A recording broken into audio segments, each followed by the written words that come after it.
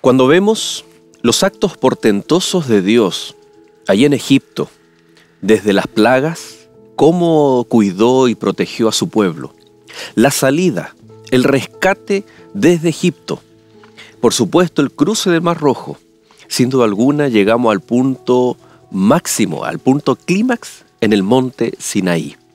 ¿Qué quiso Dios hacer con su pueblo a través de Moisés en el monte? ¿Cómo se relaciona el pacto, la ratificación de pactos anteriores que Dios venía estableciendo con patriarcas, como el caso de Noé, de Abraham, pero esta vez con Moisés? ¿De qué forma se ratifica ahí en el monte Sinaí? ¿Cuál es el significado también para nosotros hoy? Es la temática que vamos a estar estudiando en este capítulo de Lecciones de la Biblia, en el cual todos ustedes son bienvenidos.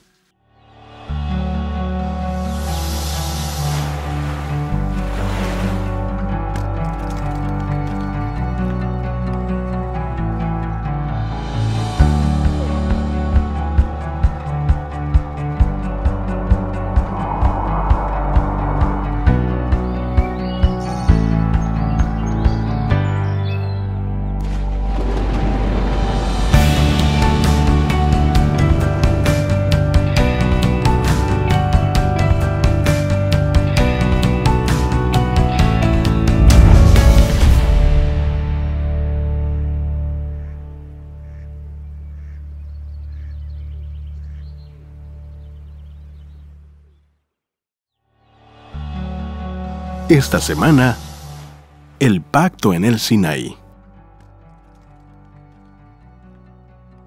Vosotros visteis lo que hice a los egipcios, y cómo os tomé sobre alas de águilas, y os he traído a mí. Éxodo, capítulo 19, versículo 4.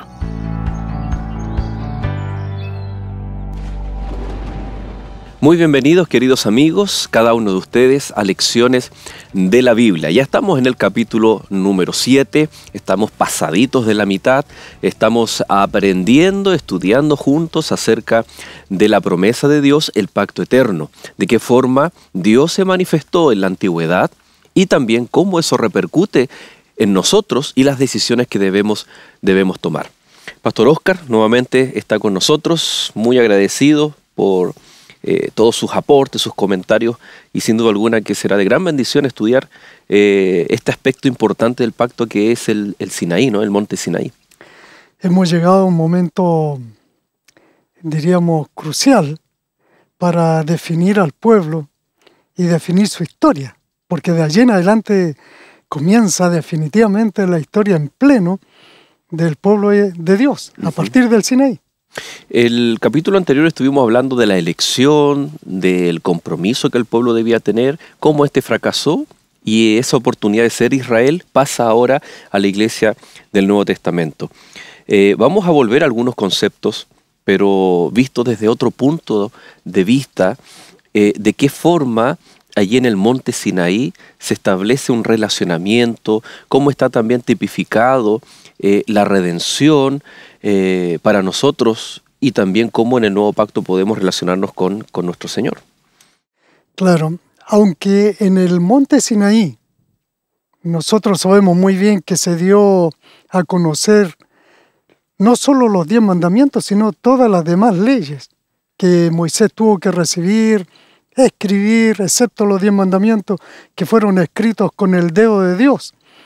Pero sin embargo, es bueno resaltar que antes de definir las leyes, Dios les recuerda. Recuerden que ustedes fueron rescatados de Egipto con mano poderosa y yo los rescaté. Eso siempre debía estar presente en ellos. Así es. Y vamos a comenzar, por supuesto, estudiando la Biblia, pero en primer lugar orando. Y como cada capítulo tenemos un motivo especial por el cual orar. Vamos a estar hablando, pastor, cómo los esclavos pasan a ser libres. Y esta figura es tomada también en el Nuevo Testamento, cuando nosotros somos llamados o libertados desde las tinieblas a la luz admirable. Hablando de cómo el Señor nos rescata, nos redime, cómo el Señor nos transforma desde las tinieblas a la luz admirable. La pregunta es, ¿tienes tú algún amigo, algún familiar, algún ser querido que necesita pasar de las tinieblas a la luz admirable? Cuando hablamos, por ejemplo, acerca de la conversión, que necesita reconocer, aceptar a Cristo Jesús como Señor y Salvador. O cuando hablamos acerca de libertad de la esclavitud del pecado, algún vicio, alguna situación en donde la persona por sus propios medios no puede salir, en donde tal vez podemos orar por situaciones en donde el Señor pueda actuar para libertar a aquellas personas que son esclavos del pecado. Vamos a orar entonces por conversión y por liberación, ¿te parece? Y mientras, en el transcurso del capítulo, tú puedes también escribirnos a través de lecciones@nuevotiempo.cl, nuestro correo electrónico, o también en los comentarios de acuerdo a la plataforma en donde tú nos estés mirando. Allí en los comentarios te animamos a que pongas tus pedidos, pues queremos orar por cada uno de ellos. Oremos. Querido Dios y Padre nuestro, gracias te damos, porque en tu palabra, Señor, queda manifiesto que en medio del pacto, tú, Señor, derramas tu amor y tu misericordia por cada uno de tus hijos. Y antes incluso de que nosotros aceptemos, están las evidencias, Señor, de tu poder actuando en cada uno de tus hijos. Gracias, Señor, por tu rescate, porque tú eres capaz de sacarnos de las tinieblas a la luz admirable. Y queremos orar por cada uno de nuestros amigos, por cada uno, Señor, de aquellos familiares que aún no te han aceptado, para que muy pronto, Señor, la luz del Evangelio, de tu palabra, la obra del Espíritu Santo pueda surtir efecto y pronto puedan aceptarte como Señor y Salvador. También hoy estudiaremos acerca de cómo libraste de la esclavitud de Egipto a tu pueblo. Y hoy también hay muchas personas viviendo la esclavitud del pecado, en un vicio o en alguna situación, Señor, en la cual no pueden salir. Queremos orar para que tu poder se manifieste y puedas libertarlos de aquellas situaciones. Oramos, quédate con nosotros en el nombre de Cristo Jesús. Amén, Señor. Pastor, hay un texto que tal vez introduce lo que es la historia de Israel en Egipto, de su liberación, y está en Marcos capítulo 10, verso 45, porque el Hijo del Hombre no vino para ser servido, sino para servir y para dar su vida en rescate por todos o por muchos. En otro texto del Evangelio dice que el Señor vino a buscar y a rescatar lo que se había perdido. La palabra rescate es original, es nueva, es introducida al Nuevo Testamento, ¿o tiene sus raíces en el Antiguo Testamento? Tiene sus raíces en el Antiguo Testamento.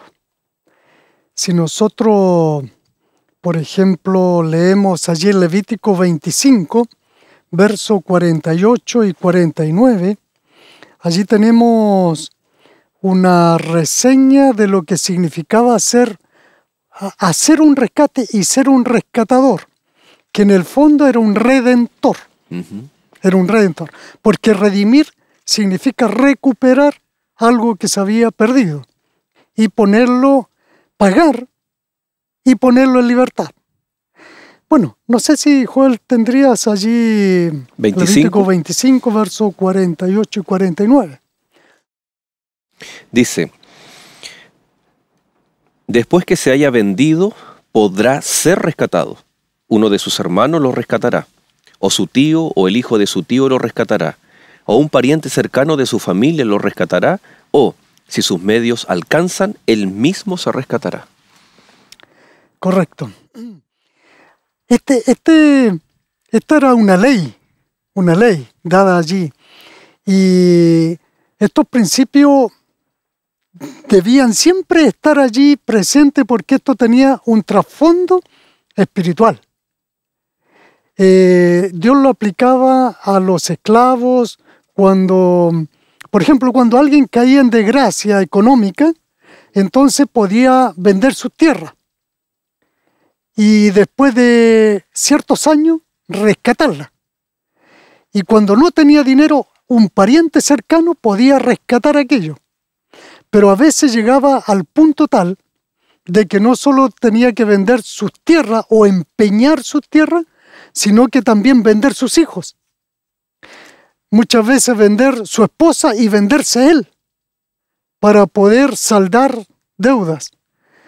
Y eso sucedió, por ejemplo, a Noemí con Ruth.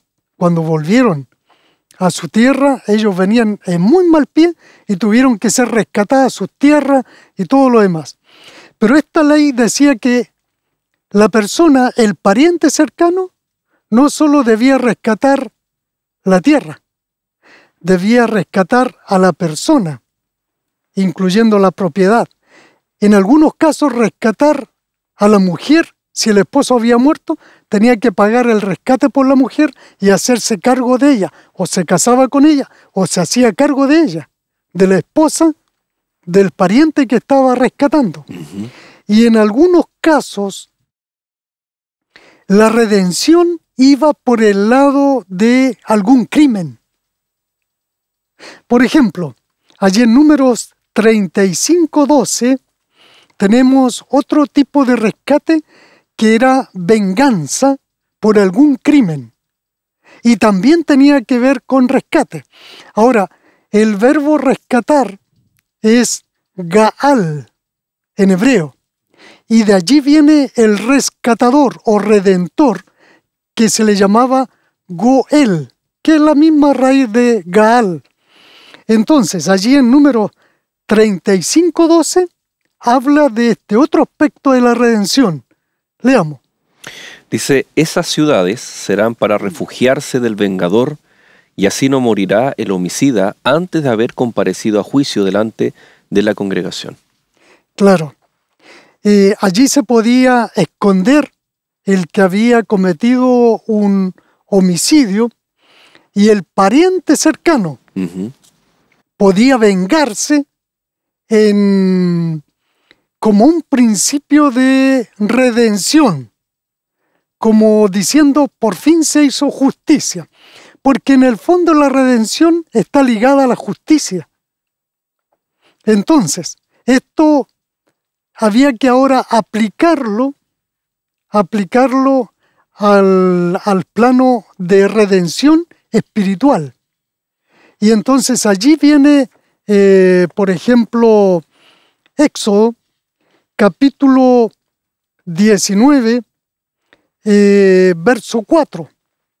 19:4 dice, y vosotros visteis lo que hice a los egipcios, y cómo os tomé sobre alas de águila, y os he traído a mí. Dios, en este caso, es el Goel, es el rescatador, el redentor, y va y pelea para rescatar a su propiedad, porque es su propiedad. Y entonces saca a Israel de Egipto, pero después de haber vengado al enemigo, en este caso. En las ciudades de refugio, cuando alguien huía por algún crimen involuntario, entonces se podía refugiar allá y el pariente cercano no lo podía eliminar. Pero si ese crimen fue intencional, en algunos casos, el pariente cercano sí podía matar al homicida vengando por el acto el cometido, mal claro, que le había causado a su pariente. Bueno, en el caso de la redención espiritual, Dios es nuestro vengador, nuestro redentor, y Él va a cobrar venganza de los enemigos, y va a cobrar venganza del enemigo principal también. Satanás. Es interesante, pastor, que el capítulo 6 de Éxodo, manteniendo el 19, que están muy, muy ligados, dice, por tanto dirás a los hijos de Israel, yo soy Jehová, yo os sacaré de debajo de las pesadas tareas de Egipto, os libraré de su servidumbre y os redimiré con brazo extendido y con gran justicia. Cuando comentamos estas leyes, estas prácticas que se daban, ¿no?, de rescatar al esclavo, al siervo, de pagar un precio, llama la atención que esto estaba muy en la mente de Moisés. Dios le dice, dile al pueblo que yo voy a pagar rescate, yo los voy a redimir. Y entonces cuando el pueblo, literalmente eran esclavos, entonces le hacía mucho sentido este mensaje de Dios que tiene que ver con pacto. Ahora, en nuestro presente, cuando decimos Jesús nos ha redimido, y alguien dice, ¿qué significa redimido? Entonces hay que considerar el contexto, porque cuando se escribe allí en Marcos que Cristo dio su vida en rescate por todos, entonces en el primer siglo, los tiempos de Jesús, hemos visto también en el Antiguo Testamento, tenía mucho sentido el concepto de redimir. Para nosotros, tal vez no necesariamente tiene el sentido de redimir y por eso tal vez muchas personas no sienten la necesidad, no se ven en una extrema urgencia de aceptar el pacto divino porque dicen, así estoy bien. Llama la atención que muchos de Israel después decían, cuando ya estaban en el desierto, no, mejor volvamos a Egipto. O sea, no darse cuenta del tremendo sacrificio, del valor, del rescate, de la redención. Claro, porque todo este sistema de rescate o redención, el pariente cercano tenía que pagar un precio. Eso significaba hoy en día dinero. Tenía que pagar dinero. Tantos millones por el rescate de las tierras, tantos millones por el rescate de los hijos, de la esposa, en fin, de quien fuera. Entonces, después eso se aplica a la parte espiritual y en el Nuevo Testamento encontramos, ¿no es cierto?, que Cristo pagó nuestro rescate y fuimos comprados no con oro o plata, sino por la sangre preciosa vertida en la cruz del Calvario. Ahora, eso tuvo por decir así, un símbolo, un tipo en el Antiguo Testamento. ¿Cuál fue el tipo del Antiguo Testamento? El símbolo. Fue la salida de Egipto. Pero ¿cómo? Acá Jesús vierte la sangre y acá, ¿dónde? Sí, también. Israel fue libertado por la sangre del Cordero. Sin la sangre del Cordero no hay redención, porque fue lo último que ellos hicieron. Una vez que ellos pusieron la sangre, Dios lo sacó. Dios no lo saca, sino hasta que la sangre es derramada, es puesta allí por fe. Interesante. Tenemos entonces derramamiento de sangre, tenemos liberación, tenemos ley, intercesión. ¿Se acuerda ahí cuando Moisés intercede por el pueblo? Tenemos distintos tipos o prefiguraciones de un caminar por un desierto hasta llegar a una tierra prometida. Tenemos resurrección de alguien que antes de entrar a la tierra prometida no puede entrar y tiene que morir, pero resucita. Y tenemos, por supuesto, la obtención de la promesa de la tierra prometida. Es interesante cómo el Éxodo, desde la salida, desde la esclavitud, la liberación, y la formación, tenemos el santuario también, hace mucho eco en nuestros días como un tipo de lo que es el plan de salvación, de lo que es el rol, el papel del pueblo de Dios, de su relación también en el pacto. Y como decíamos, pastor, en la introducción, el Sinaí es fundamental y usted ya leía allí a partir del capítulo 19. Nosotros entonces vamos a hacer un alto y vamos a volver qué ocurrió allí en el Sinaí, ya con esta base de que el pueblo sabía de que estaba siendo rescatado por un precio que prefiguraba el mayor precio pagado por la sangre del Cordero, el Cordero de Dios. Hacemos un alto y ya regresamos.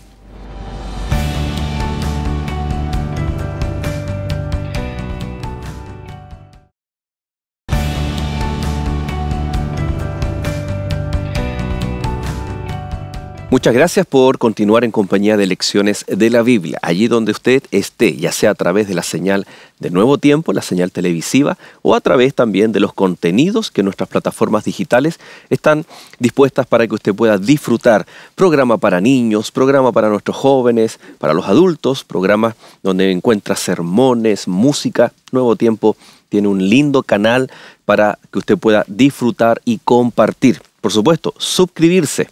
Y como dicen, hay muchos, apretar la campanita, pastor, para que cuando surjan nuevos contenidos que diariamente están, aparezcan siempre allí en sus dispositivos móviles y poder compartir. Nuevo Tiempo, La Vanguardia, ¿no? En casi todas, en todas las redes sociales va a encontrar allí a Nuevo Tiempo. Pastor, es fácil, tal vez cuando uno ya lee la Biblia, se acostumbra, se habitúa, tal vez ir a los profetas menores, profetas mayores, leer un capítulo, una sentencia y decir, esto tiene que ver con pacto, con el pacto, porque se ocupa un cierto lenguaje. Por poner un ejemplo, cuando dice, yo soy Dios, tú eres mi pueblo, ya hay una mención al pacto. Pero una de las características es cuando Dios menciona lo que Él ha hecho por el pueblo. Me estoy acordando, por poner un ejemplo, el caso de Esteban. Esteban, previo al momento cuando es apedreado, él cita el pacto.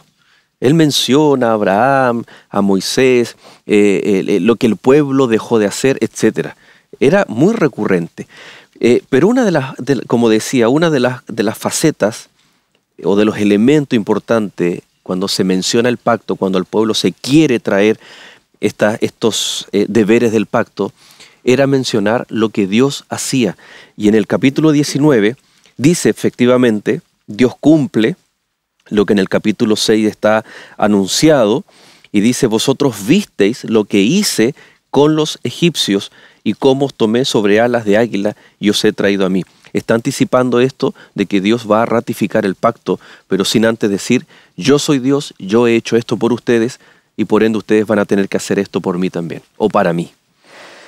Aquí hay un tema que se puede desarrollar muy largamente y se puede profundizar. Aquí vamos a dar unas pinceladas por si alguien después quiere investigar sobre esto. Nosotros en las lecciones pasadas analizamos la palabra Dios o Jehová. Y Jehová quería decir, ¿no es cierto?, el que es, el que existe, el eterno. Y también decíamos que en la estructura jefil en la que está construida el nombre Jehová, quiere decir el que hace ser. Es decir, no solo el que tiene vida eterna, sino que también es el creador, el que hace ser. Y aquí nos encontramos con Jehová, que le está hablando a Israel. Y le dice, yo os tomé como águila, alas de águila. Aquí está hablando Jehová, que él como águila sacó a Israel de Egipto. Cuando un águila toma una presa, la lleva a las alturas, no hay nada más que hacer. ¿Y por qué hace eso el águila? Porque el águila cuida a sus polluelos y los alimenta y los defiende y los pone en un lugar privilegiado, en las alturas. Así que Jehová se presenta como águila para decirle, mire, lo que hace el águila, yo voy a hacer con ustedes. Los voy a tomar, los voy a sacar, los voy a cuidar como a mis polluelos, los voy a defender. Nadie los podrá tocar. ¿Quién los puede tocar si el águila es el único que sube a las alturas? En muchos estandartes o banderas está el águila como representante de poder, ¿no? de agilidad, de destreza, de cuidados, como usted también bien señala. Entonces, interesante cómo Dios toma este elemento. La aplicación. Ahora, aquí hay dos elementos que tenemos que nosotros ahora hacer como un enlace, ¿ya? Una exégesis también en el fondo, y es la sangre y el concepto águila. La sangre fue la sangre de un cordero que se pintó en el dintel, y nosotros sabemos que ese cordero, Juan el Bautista lo identifica con Jesús. He aquí el cordero de Dios que quita el pecado del mundo. Y la sangre de ese cordero fue lo que dio, por decir así, el visto bueno para el rescate. Sin esa sangre no se va por el rescate, no se autoriza el rescate. Entonces, la sangre ya identifica a Jesús como el cordero. Segundo elemento, alas de águila. ¿Dónde encontramos esta simbología después? Más adelante, en el libro de Apocalipsis. Y quiero invitar a nuestros amigos a que abran su Biblia, allí en el libro de Apocalipsis, capítulo 4, Apocalipsis capítulo 4, y el versículo 7.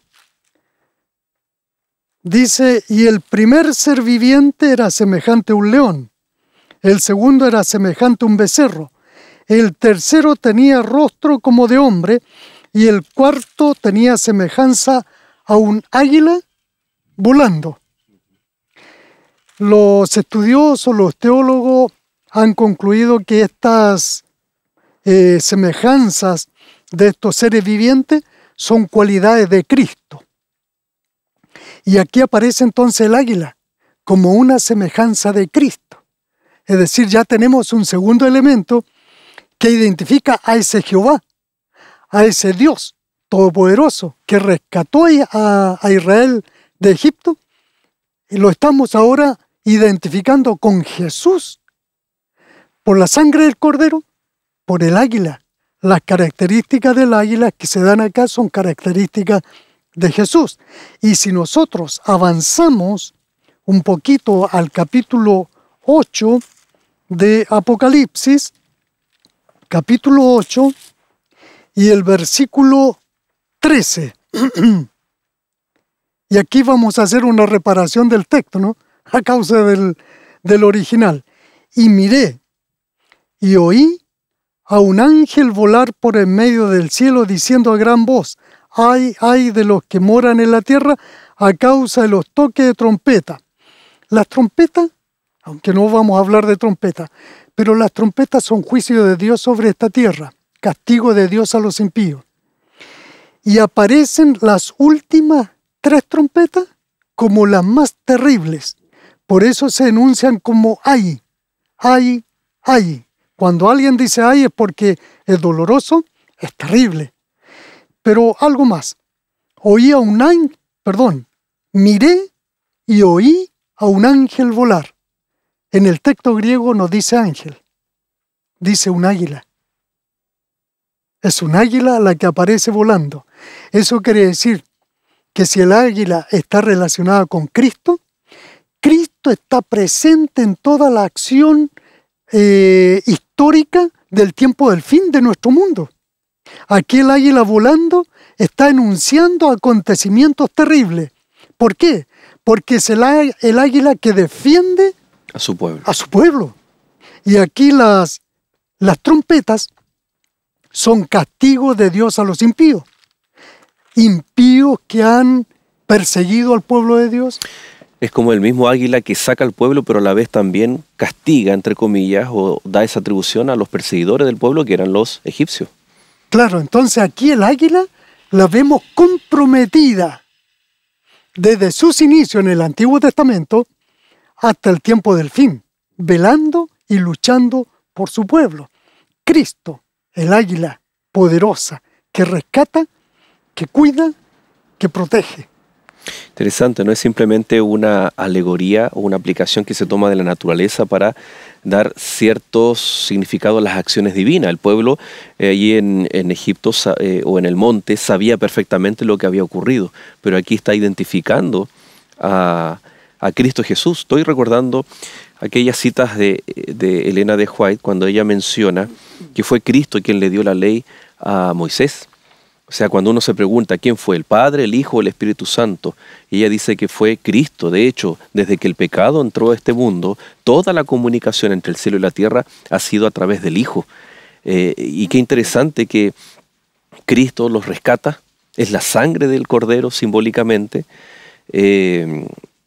Cristo es quien los rescata, Cristo cita al pueblo en el monte, y allí que se da entre el capítulo 19 en adelante hasta el 24, cuando está la respuesta del pueblo, nosotros encontramos varios elementos de pacto en donde Dios entrega ya de forma más detallada en relación tal vez a los pactos anteriores, que eran más rústicos, rudimentarios o más personales, con el caso de Abraham, por ejemplo, de Noé.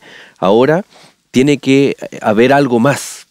Por ejemplo, ley escrita con el dedo de Dios en piedra y un santuario la ordenanza de un santuario para que a través de su sistema el pueblo recordara el relacionamiento de pacto que mantenía con Dios. O sea, era algo mucho más abarcante, más complejo tal vez, pero que el pueblo necesitaba para que aquello que dice en Deuteronomio también capítulo 7, dice, cuida de no olvidarte de Jehová tu Dios.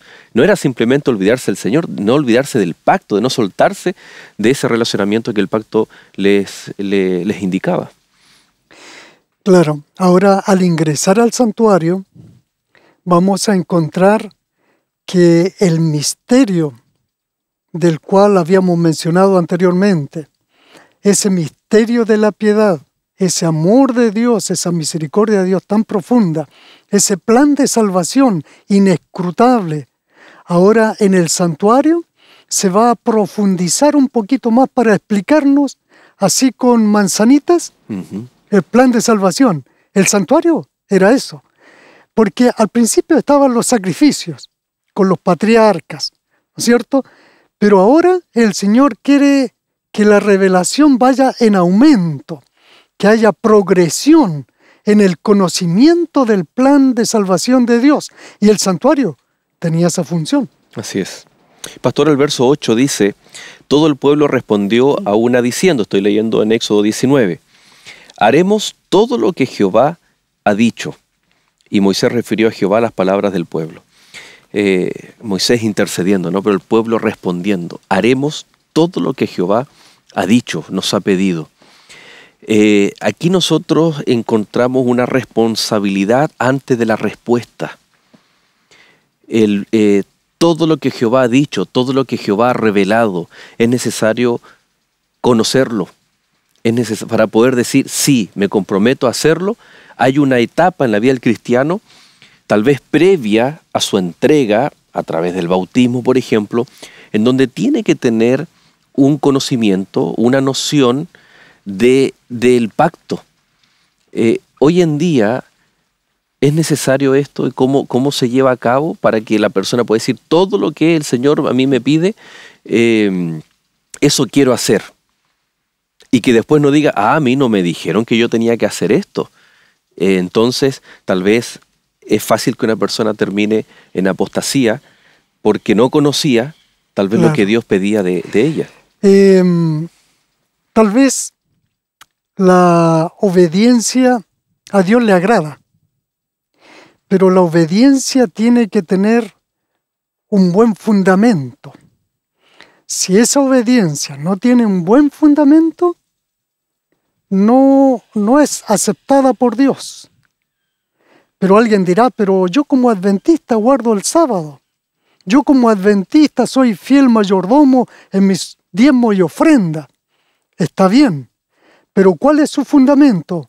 ¿Por qué usted hace eso? Eso es lo que tiene que tener claridad. Porque Israel, cuando dijo, todo lo que Jehová ha dicho, haremos, a los pocos días estaban adorando al becerro de oro. ¿Y dónde quedó el compromiso? Entonces, el fundamento, la claridad mental, tiene que estar clara. Es decir, yo voy a obedecer. ¿Por qué? Porque Dios hizo un pacto conmigo. Y yo tengo que tener humildad y reconocer cada día, Señor, yo soy siervo tuyo. ¿Qué quieres que yo haga? Me pongo a tus pies para que el Espíritu Santo me guíe en este día. Como dice el camino a Cristo, pongo todos mis planes a tus pies, úsame hoy en tu servicio y que toda tu obra sea hecha en mí. El problema que tuvo Israel en el monte Sinaí, en esa frase, fue que se presentó como de igual a igual frente a Dios. Como, bien, creo que podemos ser buenos socios. Lo que tú digas, no hay problema, nosotros lo podemos hacer. No. El hombre primero tiene que reconocer su incapacidad. Frente a esa incapacidad, reconocer que él es siervo y entonces Dios puede actuar en él. Y entonces ahora vendrá la obediencia. Algunas personas dicen, cuando les invitamos a tomar una decisión por Cristo, dicen, pastor, voy a esperar un tiempo porque quiero aprender todo lo que aparece en la Biblia. Y la verdad que queda la sensación como que esa expresión del pueblo, ¿no? Todo lo que el Señor nos ha dicho, es decir, ya sabemos todo, ya es suficiente y lo vamos a hacer. Es distinto cuando las decisiones en la vida del cristiano se hacen por fe, porque si necesitamos para tomar una decisión aprender todo, entonces ya no necesitamos la fe. Porque la fe nos ayuda a avanzar sin necesidad de conocerlo todo. Pero a la vez el cristiano no avanza a ciegas, porque sus pasos de fe están basados en el amor. Y le pongo el siguiente ejemplo. Recuerde usted cuando estaba con su amada Aurora en el altar, tomados de la mano. Tal vez, y yo también recuerdo a mi amada, ¿no?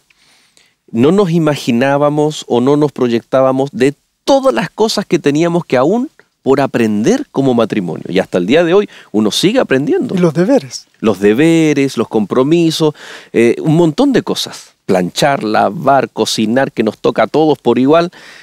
Pero ¿por qué uno va aceptando esas cosas? ¿Por qué uno va actuando de esa manera? Porque la base de toda decisión es el amor. Entonces, ninguna persona puede decir, sí, yo quiero seguir a Cristo, pero quiero aprenderlo todo antes, para poder comprometerme y saber a qué me estoy comprometiendo. Entonces ahí no necesita la fe.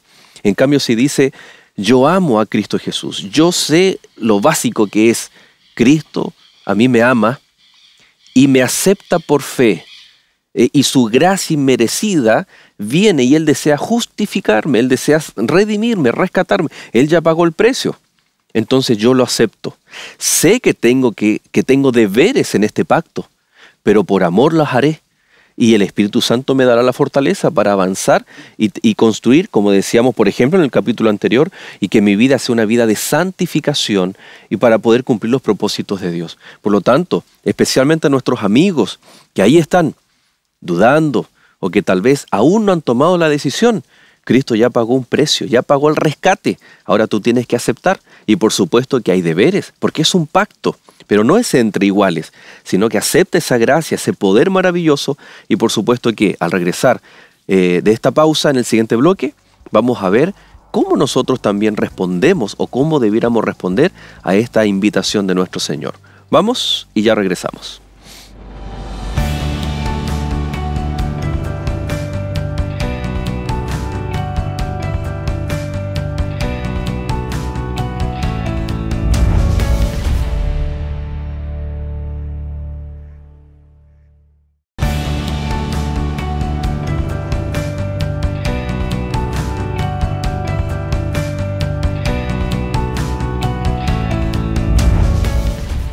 Hola, ¿sabes por qué el Creador permite que ocurran episodios difíciles en nuestras vidas o que personas inocentes deban morir o sufrir?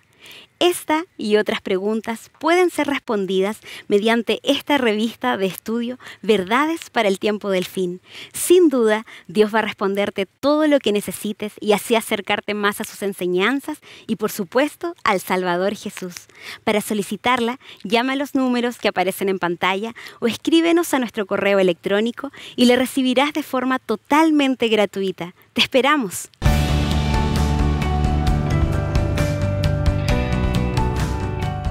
Y ya de regreso, estamos en nuestro último bloque, por supuesto recordándoles que puede solicitar el material que nuestra amiga Mónica ya les ha mostrado. También aparecieron los números de teléfono, de contacto, nuestro correo electrónico para que usted pueda solicitar el lindo material que Escuela Bíblica ha preparado para cada uno de ustedes. Ya es parte de una clase bíblica online, ya está siendo parte de Nuevo Tiempo. Bueno, te invitamos para que puedas ponerte en contacto y estudiar juntos, no solamente a través de lecciones de la Biblia, sino también a través del material de Daniel, de Apocalipsis, verdades para el tiempo final, alguna clase bíblica con el material de familia. Así que ahí está la invitación. Nosotros anhelamos tu contacto para que juntos podamos estar aprendiendo y estudiando de la palabra de Dios. Y por supuesto, pastor, tomando las decisiones importantes. Veíamos en el bloque anterior que necesitamos avanzar por fe, ¿no?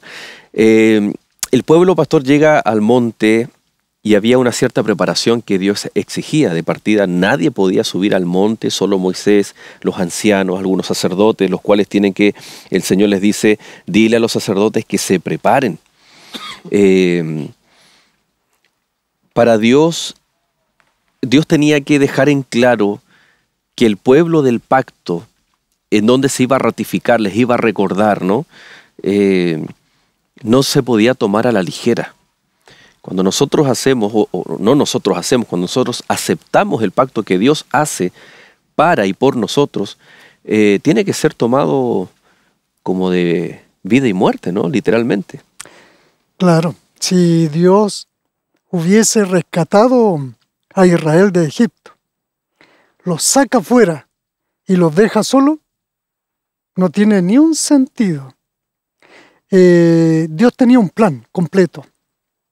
El plan era pagar el rescate. Dios pagó el rescate en la sangre simbólica de ese cordero. Se pagó.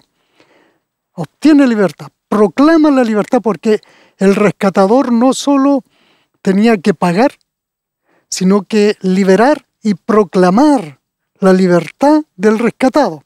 Dios lo hace. Los lleva al monte Sinaí, proclama allí su rescate y enseguida les dice, bien, ahora ustedes han sido rescatados, pero no los voy a dejar solo. Eso de no dejar solo es algo del interior de Dios. Porque Cristo, cuando vino aquí a la tierra, estuvo con los discípulos, también se fue y les dijo, no os dejaré solo. No os dejaré huérfanos, los acompañaré, yo estaré con vosotros todos los días hasta el fin del mundo. Y se nota, pastor, cómo el Señor estaba con ellos, porque inmediatamente cruzan el Mar Rojo y continúan las, entre comillas, pruebas. En Éxodo 16 dice que el Señor les da pan del cielo, el agua amarga es transformada en agua dulce. Hay un sinnúmero de actos divinos que, ¿para qué mencionar? Literalmente, la compañía de Dios a través de una columna de nubes de día y de noche de fuego. Entonces, qué importante es que el pacto garantiza que Dios está presente en medio de su pueblo. Claro. Y además, Dios les promete, dice, bueno, yo no lo voy a dejar solos, ¿no? Así que si Dios los hubiese rescatado, los lleva al Sinaí y le dice, bien, hasta aquí yo hice mi tarea, ahora ustedes sigan solitos para Canaán, pero yo me voy y me devuelvo al cielo. No. De hecho, en el contexto de probar al líder Moisés, Dios le dice, este pueblo, mira lo que está haciendo, y yo hasta aquí llego. Y insisto en esto, en el contexto de la prueba, de probar la fidelidad del líder Moisés, Moisés dice, no lo hagas, porque va a ser terrible, porque tu nombre va a ser mancillado, porque muchos van a decir, mira, los sacó de Egipto y los abandonó en el desierto. Pero el Señor estaba probando la fidelidad y la intercesión ahí de Moisés por el pueblo, a tal punto que él dice, bórrame a mí, elimíname a mí del libro, pero no al pueblo. O sea, era algo impensado, pastor, era algo que Dios no podía hacer. Él, su pacto involucra, y vuelvo con esta idea, ¿no?, de que él tenía que estar guiando a su pueblo. Siempre presente. Claro. Ahora, al llevarlo al Sinaí, Dios pretende entregarle leyes, pero no son leyes para decir, ustedes cumplan eso y entonces ustedes obtendrán la salvación. No. Simplemente todo el conocimiento que le entregó de las leyes del santuario, todo lo que el Señor le entrega de los 10 mandamientos, era para instruirlos más, que tuvieran mayor estatus en el conocimiento del plan de salvación. Y de esa manera ellos estarían en mejor terreno para poder caminar con Dios. Porque ellos no debían pensar que el celebrar ritos que el Señor les iba a entregar era posible alcanzar la salvación. No, la obediencia no logra la salvación. La salvación se logra por la fe. Y vuelvo a recordar, Pablo y Silas frente al carcelero le dicen, cree en el Señor Jesucristo y serás salvo. Ese es el fundamento. Por lo tanto, Israel, cuando dice, todo lo que Jehová ha dicho haremos, no era la mejor respuesta. La respuesta hubiera sido, Señor, por tu gracia, capacítanos para obedecer, porque tú nos salvaste, haber reconocido. Pero ellos se pararon de igual a igual. Ahora, ¿y no era importante que fueran obedientes y prometieran ser obedientes? El problema es el siguiente, que aunque nuestras obras sean las mejores y sean obras buenas, no es que Dios no las considere, pero nos sirven para la salvación. Y acabamos de estudiar en la temporada anterior, en los peores momentos de Israel, cuando ellos practicaban todos los ritos religiosos, pero el Señor en Isaías, en Malaquías, en muchos profetas, dice que eso no le agrada al Señor, ¿no? Aparta de mí tus sacrificios, tus ofrendas, porque el corazón del pueblo estaba apartado. Entonces, aquí nosotros vemos el inicio de todo. Dios entrega la ordenanza de los sacrificios, Dios entrega aquí muchas leyes, ¿no? Las instrucciones, y el pueblo, como usted bien dice, no solamente debía guardarlas, sino que su corazón, su relacionamiento con Dios debía estar en armonía con guardar. Claro, en el fondo de toda la obediencia que el Señor requería de su pueblo, lo que Él rescataba de la obediencia era la fe. Era la fe. ¿Por qué? Porque según Isaías, capítulo 64, verso 6, dice, si bien todos nosotros somos como suciedad y todas nuestras justicias como trapo de inmundicia, y caímos todos nosotros como la hoja, y nuestras maldades nos llevan como viento. Es decir, la obra humana, aunque alguien haga una obra de bien, esa obra de bien no califica para ser justificado ante Dios, para que Dios lo considere un pago del ser humano para lograr su salvación. No sirve. ¿Por qué? Porque nosotros somos todos pecadores, y aunque hagamos obra buena, esa obra buena está contaminada de pecado. Por lo tanto, no califica. Por lo tanto, todo lo que sirve para calificar en la salvación es la fe. ¿La fe en qué? En Jesús. ¿En qué aspecto de Jesús? En su vida, en su muerte y en lo que Él logró. ¿Qué logró? Guardar la ley perfectamente. Y eso es lo que califica para nuestra salvación y nuestra justificación. Es interesante que en el capítulo 10 de Romanos, Pablo intenta explicarle a los judíos de que ellos pueden también ser salvos. No es que, el privilegio de ser un pueblo con una misión, ellos mismos lo habían rechazado. Pero la puerta de salvación para ellos no se había cerrado. Muchos judíos creyeron. El tema es que Pablo aquí en el capítulo 10 de Romanos dice, hermanos, ciertamente el anhelo de mi corazón y mi oración a Dios es por la salvación de Israel, porque yo soy testigo de que tienen celo por Dios, pero no conforme al verdadero conocimiento, o sea, eran celosos en sus prácticas, ignorando la justicia de Dios y procurando establecer la suya propia, no se han sujetado a la justicia de Dios.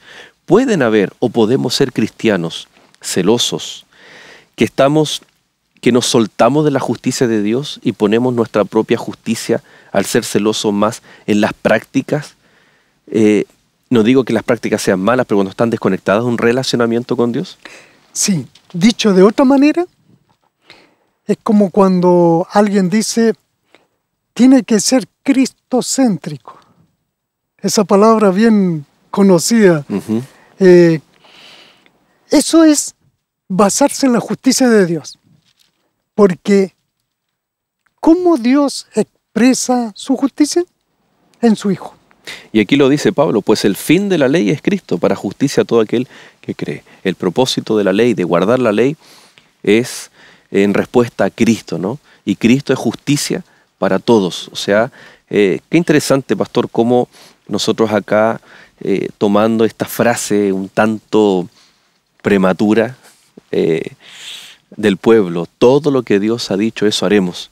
Nosotros hoy, antes de decirla, tenemos que decir, tengo una relación viva, nutrida con Dios, la cual me va a permitir apreciar su rescate, valorar su rescate, y como respuesta, amar al Señor, y como parte de la respuesta también, ser obediente a la ley de Dios y entender que la justificación viene solamente de Dios. Y como usted bien señalaba, nuestra justicia no es más que un trapo de inmundicia. Interesante el panorama que nos presenta el solo hecho de ver el rescate del pueblo de Dios desde Egipto hasta cuando es llevado al monte Sinaí. Y yo creo, pastor, que el Señor también, ya para ir cerrando las ideas, tiene un llamado, una invitación especial para nuestros amigos en esta hora. Sí. Cuando Israel llega al monte Sinaí, lo que ahora quiere Dios es una consagración. Un pueblo de esclavos, siervos esclavos, ahora el Señor tiene que transformarlos en hijos de Dios. Y el Señor quiere implantar en ellos su santidad, su consagración. Y tal vez a nosotros nos podría pasar lo mismo, que Dios, habiéndonos rescatado, ahora espera de nosotros una consagración, una entrega. No sea que yo esté trabajando en la obra del Señor y me olvide del Señor de la obra, que es lo más importante. Por lo tanto, yo quiero hacerte un llamado para que tú centres tu vida en Cristo. Cristo sea el centro de tu vida. Que todas las cosas que tú hagas pienses en Jesús. ¿Qué cosas le agradan a Jesús? Lo que yo voy a hacer, ¿Jesús lo haría? ¿Le agradaría a Jesús? Yo creo que por sobre todas las cosas, lo que más le agradaría a Jesús sería que tú le entregaras tu corazón. Él desea tomar tu corazón y Él desea ser tu Dios y tu Señor. Quiero orar por ti en esta hora. Oremos. Señor y Padre Santo, queremos darte gracias por tu Hijo Jesús, el Cordero, ese Cordero que murió en la cruz y que pagó nuestro rescate. Queremos, Señor, que esa sangre sea eficaz para muchos y para aquel que todavía no ha decidido, pueda tomar una decisión y aceptar a Jesús como su Redentor. Porque habiendo aceptado a Jesús como Redentor, tendrá vida eterna. Todo esto oramos en el nombre de nuestro Señor Jesucristo. Amén. Amén. Amén.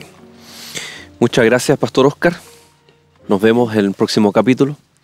Y por supuesto, queridos amigos, algo muy importante que ocurrió en el monte Sinaí fue que Dios escribió y entregó la ley. Una ley eterna, simplemente la ratifica. Y en el próximo capítulo vamos a estar estudiando cómo se relaciona el pacto, la gracia y la ley. Por lo tanto, te dejamos invitado para que estés atento a la transmisión de Lecciones de la Biblia y por supuesto también a la emisión allí en nuestras plataformas digitales. Y por supuesto, sigue en compañía de Nuevo Tiempo, el canal de Esperanza. Que Dios te bendiga.